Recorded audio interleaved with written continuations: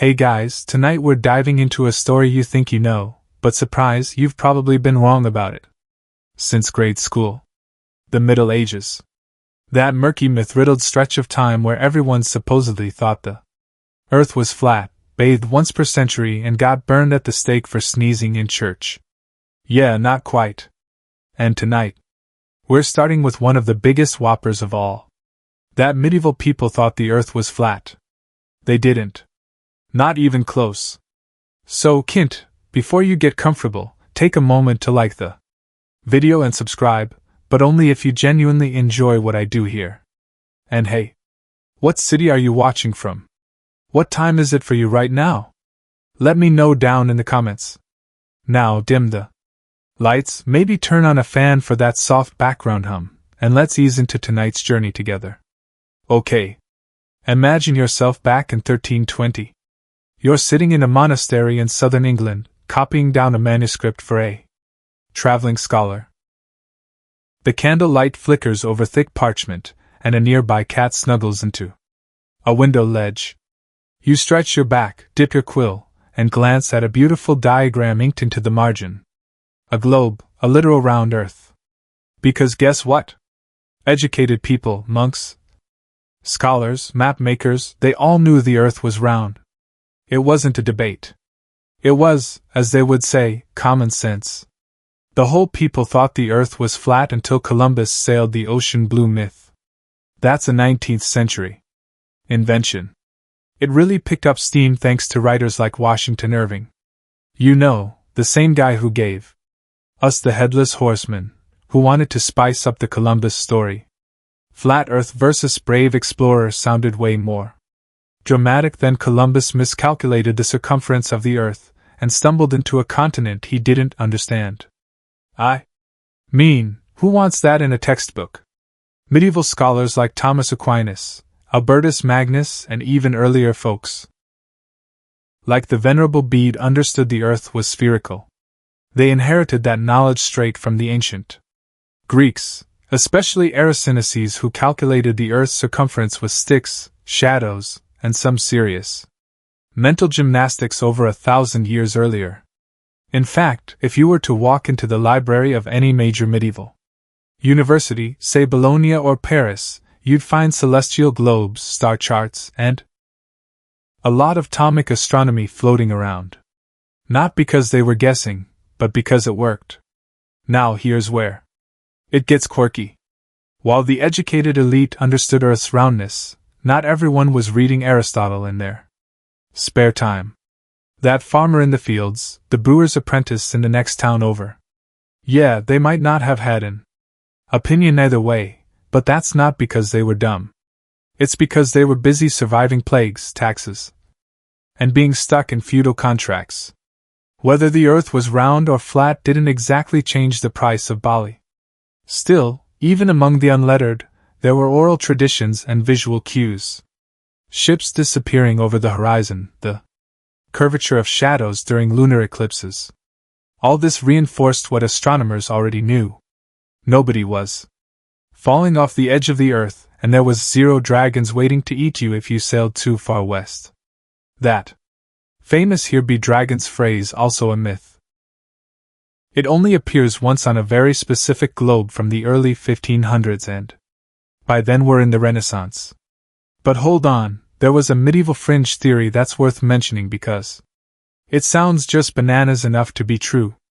Some theologians wrestling with the idea of a round earth actually debated whether people living on the other side of the globe, the so-called antipodes, would be reachable, or even descendants of Adam and Eve. If they were too far off to be reached by Noah's Ark survivors, were they even human? Did they need saving? This wasn't a geography debate. It was about theology and salvation. And yes, it got a little weird. Then there's the scholarly gray area.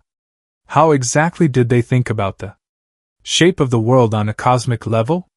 Some medieval models envisioned the Earth as a sphere surrounded by crystalline spheres, rotating heavens, and the music of the spheres.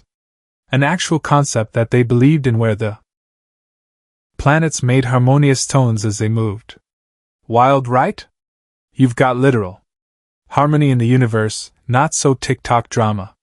So when people say medieval folks believed in a flat earth, what they're really doing is projecting 19th century arrogance backward in time. It's a way to make Columbus look braver, make the Enlightenment seem smarter, and erase 1,000 years of perfectly intelligent people who are just figuring things out in their own time. And let's be honest, if aliens landed tomorrow, they probably think we were the primitive ones, what with our flat ears having Facebook accounts. Tonight's big historical fact. Medieval scholars overwhelmingly knew the earth was round and said so in writing a lot. Your quirky fringe moment, the theological crisis over whether Antipodeans, people on the far side of the globe, counted as human, and your scholarly debate whether those distant humans could exist at all if they hadn't come from Noah's Ark. For real, that argument lasted centuries. So next time someone says, haha, medieval people thought the earth was flat, you can gently remind them they'd been lied to. Probably by a textbook with a Columbus painting that looks suspiciously like Fabio. Alright, now that we've rolled our eyes at the flat earth myth, let's dip into another dusty little misconception that refuses to die. The idea that medieval people were walking, talking germ colonies who never ever bathed. You've heard it right, that peasants were caked in filth, nobles stank under heavy velvet, and entire cities reached like unholy soup. The picture we've all been sold is that medieval folks basically feared water like it owed them money. But you guessed it, that's totally wrong. Here's the thing. Medieval people loved to bathe. Like really loved it. They may not have had your cucumber-scented body wash or LED-lit rainfall showerheads, but they knew how to get clean, stay clean, and even enjoy the process. And if you're imagining some grizzled serf splashing his face once a year in a muddy stream, think again. Let's set the scene. It's late afternoon in a bustling medieval town, say Paris around 1250. The streets are noisy, the market's just closing, and you follow your nose past stalls of spices, roasting meat, and warm bread. You duck into a public bath house tucked between two stone buildings. Inside, steamy, echoing chambers filled with warm water, flickering the torch light, and the low hum of conversation. People, men and women, are lounging in big wooden tubs, chatting, eating, sometimes flirting. You settle into your own tub, scrubbed down with a soap made from ash and animal fat, and maybe finish with a rinse of rose water. You leave cleaner than a pre-exam monk's conscience. Yep, public bathhouses were a thing, a big thing. From Constantinople to London, they were wildly popular. They were inspired by Roman baths. Sure, but medieval towns had their own take on it. In German-speaking regions, bathhouses were called Badstuben.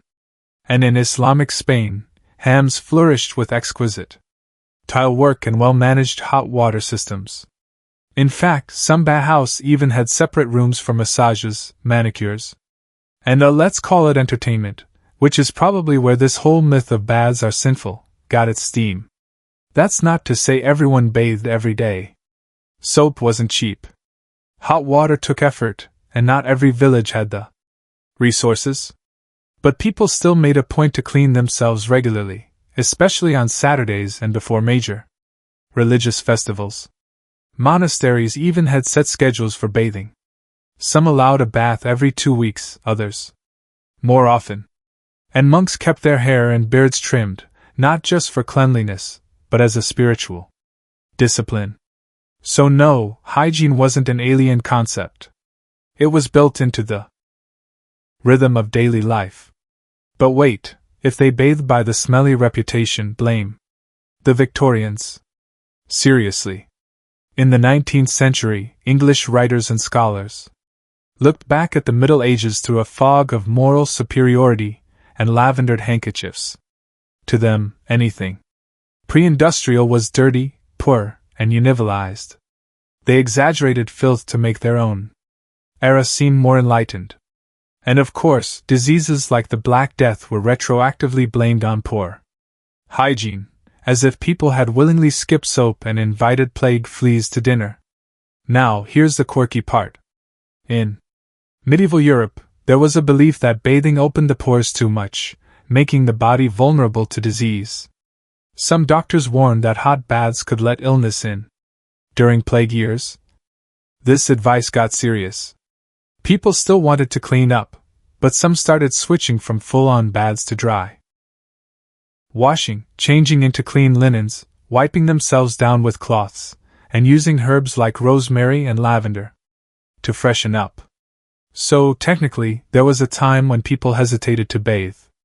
But it wasn't about laziness or stupidity. It was about survival as they understood it.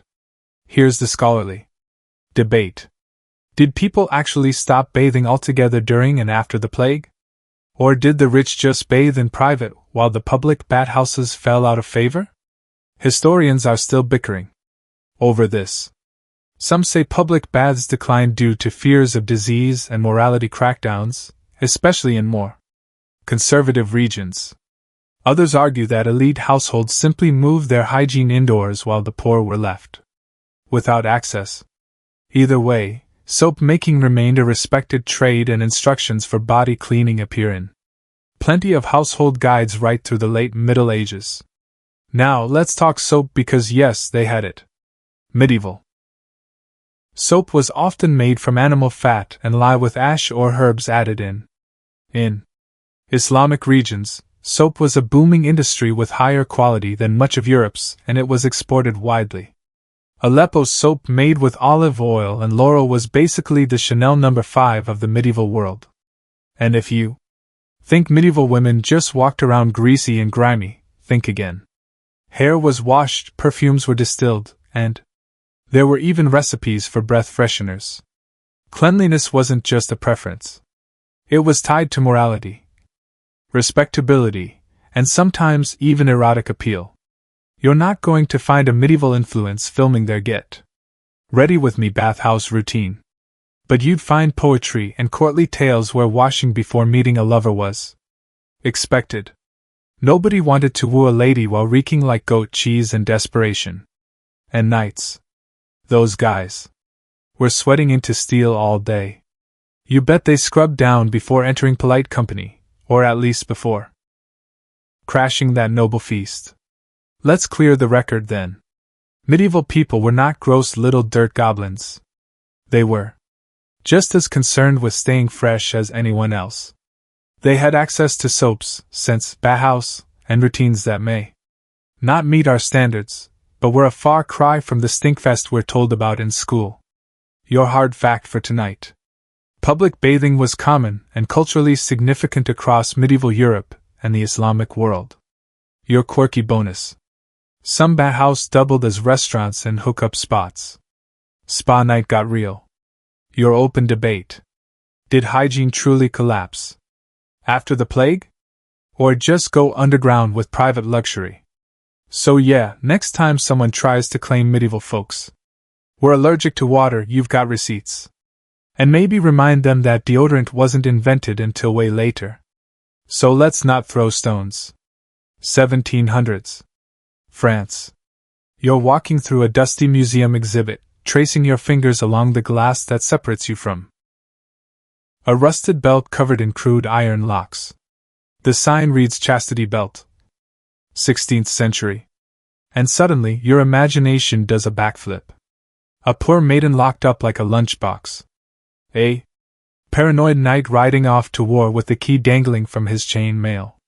A whole generation of women forced into iron underwear. Sounds brutal, right? And also kind of hilarious in a medieval sitcom way. But here's the twist. This entire chastity belt thing, mostly a myth. Yeah. Turns out the infamous chastity belt is one of history's juiciest examples of people wanting a story to be a true because it's so wonderfully absurd. The idea that men in the Middle Ages were so insecure, so obsessed with control that they strapped their wives into locking metal contraptions before leaving for a crusade. That just feels medieval, doesn't it? But reality says not so much. Let's walk it back. For centuries, scholars believed that chastity belts were invented in the Middle Ages to preserve women's purity. And by purity, of course, they meant fidelity, because medieval men apparently thought their wives couldn't be trusted to keep their legs together for 5 minutes. But when actual historians began looking into the artifacts, examining the metallurgy, the craftsmanship, and the so-called documentation, they found a different story. Most of the chastity belts we see in museums today, total fakes. Many of them date from the 18th and 19th centuries. You read that right? They were either created as curiosities meant to shock and amuse, or were the result of Victorian moral panic. Some were outright jokes. Satirical drawings from the Renaissance show chastity belts with keys the size of a door lock, or designs so impractical they'd make movement or urination basically impossible. Others were built centuries later as part of bizarre displays for traveling circuses or museums of torture. And unfortunately, a lot of these props got mislabeled or deliberately passed off as real medieval artifacts. By the time the 20th century rolled around, the myth was so juicy, so entrenched that even textbooks couldn't resist. But here's where it gets weird. While chastity belts as physical devices probably didn't exist in medieval Europe the way we picture them, the idea of controlling female sexuality, oh, that was very real. Women were often expected to be loyal, modest, and marriage-ready. Virginity was a currency, especially among the upper classes, where land, wealth, and alliances hung on the sexual reputation of daughters. So no, nobody was handing out padlock panties, but the surveillance was there in the form of chaperones, convents, court gossip, and occasionally cloistering. In fact, the earliest known mention of a chastity belt in literature comes from a 15th century Italian satire that clearly mocks the idea. It's played for laughs, not as something anyone actually did. And yes, some upper-class women may have worn protective undergarments while traveling alone, but more for defense against assault than for enforcing fidelity. You wouldn't call a modern travel-safe fanny pack or truss belt, right? Here's the fringe fact for this section. There was a real medieval device known as the bridget, a kind of armored codpiece for men.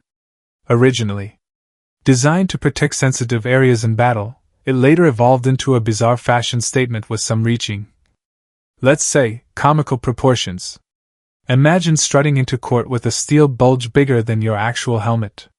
Because if anyone was locking anything up, it wasn't the ladies, it was the knights. Still, the idea of chastity belt survives because it satisfies so many modern biases. It paints the Middle Ages as laughably barbaric. It plays into dark fantasies of oppression. And it gives us this caricature of horny women constantly on the brink of infidelity, only kept in check by cold metal and male control. But like many myths that survive through snarky memes and badly researched history channels, it tells us more about modern anxiety than medieval life. Now, here's the scholarly debate. While most experts agree chastity belts are largely mythical, a small number of scholars argue that some may have been used in specific isolated contexts. Maybe as fetish objects, maybe as medical restraints, or maybe, just maybe, as symbolic gifts never actually worn. The evidence is spotty though. No diaries, no official mentions, no trade records. And given how obsessed medieval clerics were with documenting every sinful twitch of human behavior, the absence of evidence says a lot. There's even a theory that chastity belts were invented retroactively as a joke at the expense of medieval people, portraying them as both prudish and perverted at the same time, which honestly is how a lot of history gets twisted. Exaggerates something boring into something scandalous, and suddenly everyone's paying attention. So, let's be clear. Women in the Middle Ages were definitely policed in ways that were oppressive and patriarchal. But those methods were more subtle. Arranged marriages, inheritance, laws, accusations of heresy or witchcraft. Social exile, not iron bloomers. No one was clanking around with keys dangling between their knees. No one had to call a locksmith for date night. Your cold historical fact for tonight. No solid evidence supports widespread use of chastity belts during the medieval period. Your fringe trivia. Men's armored cod pieces were real and sometimes ludicrously exaggerated for fashion and status, and your scholarly debate whether a few chastity belts might have existed as symbolic or isolated items and what that says about the culture that invented the idea if not the object. So next time someone pulls out the old they locked up there women line about the Middle Ages, you can sip your tea and say actually, that's more Victorian kink than medieval fact. Okay, time for a little mental color correction. Picture a medieval village or town square. What do you see? If you're like most people, you're probably imagining a washed-out scene in 50 Shades of Mud. Everyone's in a burlap. Everything's brown, gray, or some depressed combination of both. The only color comes from the occasional bright red splash of blood from a sword, fight, or plague pustule. But here's the reality. The Middle Ages were bursting with color. Medieval people didn't just like color. They were obsessed with it. Your image of drab, dirt-stained peasants is mostly a modern invention brought to you by bad movie lighting and lazy costume design. Let's get one thing straight. If you lived in medieval Europe, your world would be full of color. Walls were painted, banners waved in every hue imaginable. And clothing, yes, even peasant clothing, was dyed in vibrant tones when materials allowed. Rich blues, bright yellows, deep reds, and lush greens were everywhere, especially during festivals or feast days. Even the poor who couldn't afford the fanciest fabrics. Often more clothes dyed with cheaper but still colorful plant-based pigments. W gave you blue, Weld offered yellow, and Moderud could make a solid red. Sure, you might not be walking around in royal purple unless you had a noble title and a serious coin purse, but wearing color was normal. It was the default, not the exception. That whole brown sack thing. It's more about 20th century filmmakers trying to quickly convey the past than historical accuracy. Costume designers in the mid-50s weren't sitting around researching plant-based dye techniques or reading medieval laundry records. They just slapped a potato sack on an actor and called it a day. And now, decades later, your brain still thinks the past was beige. Now, let's take a little stroll through a noble's wardrobe. You're in a manor house in Burgundy and your host, a baroness with a taste for drama, throws open a carved wooden chest. Inside, silk imported from Byzantium, deep blue robes dyed with lapis lazuli, which by the way was more expensive than gold, a cloak lined with fur, and embroidered dresses with literal gold thread. Color was a status symbol, and the brighter and more intense the hue, the more wealth it implied. That's why sumpter laws were a thing. Rules designed to restrict who could wear what colors or fabrics based on class. Yeah, that's right. Fashion policing is older than TikTok. But it wasn't just the nobles showing off. Even working class people used color to express themselves. Sure, their dye choices were more limited and their fabrics coarser, mostly wool or linen, but they still had pops of vibrancy. A green tunic for market day, a red hood for warmth, a bright belt or hat to stand out during a festival. People didn't wear the same outfit every day either. Even if your wardrobe was small, you'd rotate what you had, patch what you loved, and dye older garments and new when they faded. And here's a fun, quirky little detail. Medieval people were into symbolic color meanings too. Red wasn't just red. It symbolized power, love, or sometimes sin. Blue was associated with purity and the Virgin Mary. Green could mean fertility or youth. But too much green, that was suspicious, like suspiciously pagan. And black, interestingly enough, wasn't always about mourning. It could represent elegance, gravity, or scholarly pursuits. Basically, your Outfit was your Instagram caption. One of the most vibrant pieces of evidence we have about medieval love of color. Illuminated manuscripts. These books weren't just about the text. They were many explosions of art. Margins crammed. With jewel-toned vines, flowers, birds, and often the occasional naked guy fighting a cell. Don't ask. The paints used in these books came from crushed gemstones, rare minerals, and exotic trade goods. That monk hunched over a desk wasn't just copying scripture. He was mixing colors like a Renaissance Bob Ross. And that brings us to a little scholarly rabbit hole. Were the colors of medieval life really that bright? Or have they just survived better in art? Some historians argue that fabric dyes faded fast in the sun and through washing, so people looked more muted and day-to-day. Others push back, pointing to surviving garments that still show vivid colors centuries later. The truth is probably in the middle. Life wasn't a cartoon, but it definitely wasn't the Dust Bowl we've been led to believe. Here's something else to chew on. City festivals, religious processions, and tournaments were full-on color riots. Imagine a May Day celebration with streamers, painted wagons, dancers, and garlands and dyed cloth fluttering from every rooftop. Or a cathedral interior. Not the cold gray stone you see today, but walls and ceilings painted in bold patterns and saintly scenes. Yep, most medieval churches were painted inside and out.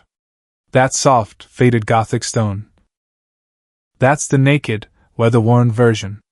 In its heyday, it looked like someone handed a toddler a paint set and just let them go wild in the holiest way. So why does the myth of medieval drabness persist? Partly because many buildings and garments haven't survived in their original form. Textiles rot, dyes fade. Paint peels. What we're left with are ruins, skeletons of color, and a lot of black and white woodcuts from the early printing days. It's like watching a Technicolor movie in grayscale and assuming that's how it was filmed. Tonight's historical fact: medieval clothing and art were richly colorful across all classes, and color was used deliberately and symbolically. Your quirky side note: medieval monks made paints from lapis lazuli, bugs, and even snail shells to decorate their manuscripts. And your open scholarly debate: were the Middle Ages visually vivid day-to-day, or was the color mostly for special occasions and sacred spaces? So, next time someone says the past was brown and boring, you can shake your head and say, nah, they were living in full color before it was cool, just without the filters. Let's slide into another classic myth. With the subtlety of a bard with a hangover. That the Middle Ages were one long uninterrupted slump called the Dark Ages. Like pitch black. The rovers, no science, no literacy, just 1,000 years of plague, pitchforks, and peasant grunting. Sounds dramatic, right? Conveniently terrible. But here's the truth. The Dark Ages weren't dark. Not like that. They were complex, colorful. See last section, and full of innovation. The idea that the lights just went out for a millennium. That's a narrative built by people who desperately wanted to believe the Renaissance invented everything from scratch. Spoiler, it didn't. So where does the term Dark Ages even come from? It was cooked up by Renaissance scholars who thought they were the main characters of history. These guys, your Petrarchs and your Da Vinci fanboys, looked back at ancient Rome, saw all the glorious temples, Taughs, and clever Latin phrases, then looked at the ruins around them and went, yikes, must have been a mess back there. So, they slapped the label dark on the previous batteries to make their own era seem like a glorious rebirth. That's some top-tier historical marketing. But the real medieval period from roughly the 5th to the 15th century wasn't a cultural void. It was more like a messy teenage phase. Awkward, yes, but also full of growth. New languages formed. New political systems emerged. Architecture transformed from Roman leftovers to soaring Gothic cathedrals that still leave tourists slackjawed today. Ever seen Narration in Paris or the Duomo in Florence? That's medieval work, baby. Not some post-Roman afterthought. Let's talk science for a second. The Middle Ages gave us universities, eyeglasses, mechanical clocks, and windmills. People were studying astronomy, medicine, algebra, and philosophy. The Islamic Golden Age, overlapping with the European Middle Ages, produced genius scholars like Avicenna and Alhazen, whose medical texts and optical theories made their way to European scholars and got used for centuries. The fact that we even have Aristotle's writings today, that's thanks to medieval Arab translators and Christian monks scribbling away in candlelit libraries. And literacy, while sure, not everyone could read, same as now.